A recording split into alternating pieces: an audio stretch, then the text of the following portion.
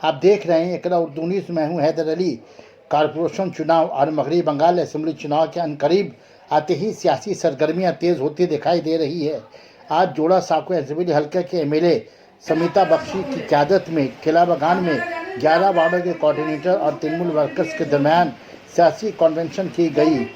Convention में ज़मीनी सतह पर तृणमूल कांग्रेस वर्कर्स को काम करने की हिदायत जारी की गई।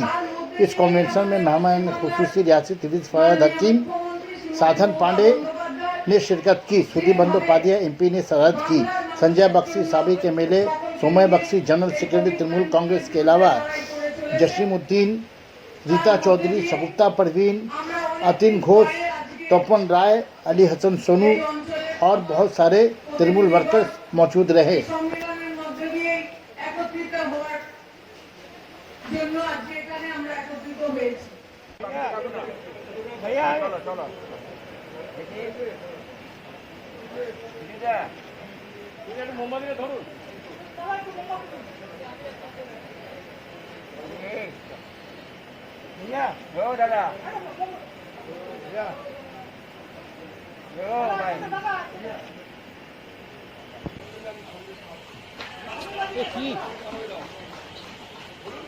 এখন ইমিউনিটি বাড়াবার সময় এসে গেছে করোনার জন্য। তাই আমাদের প্রিয় তৃণমূল কংগ্রেসের সাধারণ সবার কাজ পরিচালনা করার জন্য আমাদের বর্ষিয়ার নেতা শ্রী তপন ঘোষ মহাশয়কে আমি মাইক তুলে দিচ্ছি।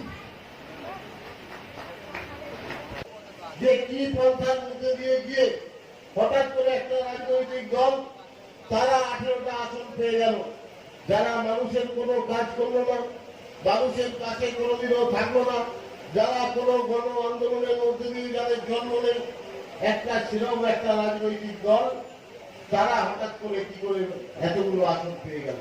এটা কি চিন্তা করতে হবে, আত্মসমালোচনা করতে হবে।